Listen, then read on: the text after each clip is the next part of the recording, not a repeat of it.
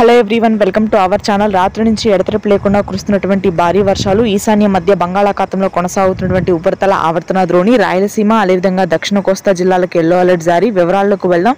వాతావరణ పరిస్థితులు ఏంటి, ఇంకా ఎన్ని రోజుల పాటు ఏ జిల్లాల్లో వర్షాలు కొనసాగే అవకాశం ఉందో తెలుసుకునే ముందు మీరు ఇంకా మన ఛానల్ కనుక సబ్స్క్రైబ్ చేయనట్లయితే వెంటనే సబ్స్క్రైబ్ చేసి పక్కన ఉన్న బెల్ ఐకాన్ని కూడా క్లిక్ చేసేయండి. ఇక లేట్ చేయకుండా వివరాల్లోకి కనుక వెళ్ళినట్లయితే బంగాళాఖాతంలో ఏర్పడినటువంటి ఉపరితల ఆవర్తన ద్రోణి బలపడింది. దీని ప్రభావంతో ఇప్పటికే రాయలసీమ అదేవిధంగా దక్షిణ కోస్తా ప్రాంతాల్లో ఎడతెరిపి లేకుండా కురుస్తున్నటువంటి కుండపోత వర్షాలు మరొక 2 రోజుల పాటు కొనసాగే అవకాశం ఉందని వాతావరణ కేంద్రం వెల్లడించింది. ఈశాన్య మధ్య బంగాళాఖాతంలో ఏర్పడినటువంటి ఉపరితల ఆవర్తన ద్రోణి ప్రభావంతో నెల్లూరు, ప్రకాశం జిల్లాల్లో రానున్నటువంటి 3 రోజుల పాటు 150 నుంచి 170 మిల్లీమీటర్ రికార్డు స్థాయి వర్షపాతం నమోదు కానుంది. ఇక అదేవిధంగా మధ్యాంధ్ర, గుంటూరు, కృష్ణా, కోనసీమ ప్రాంతాల్లో తేలికపాటి నుంచి మోస్తరు వర్షపాతం ఉంటుంది.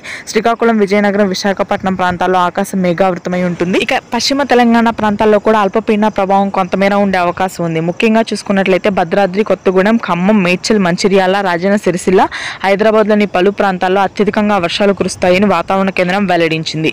ఇకపోతే మనకి తెలంగాణ ప్రాంతాల్లో చలి తీవ్రత పూర్తి స్థాయిలో పెరిగే అవకాశం ఉంది రానున్నటువంటి 3 రోజుల్లో. Thank you.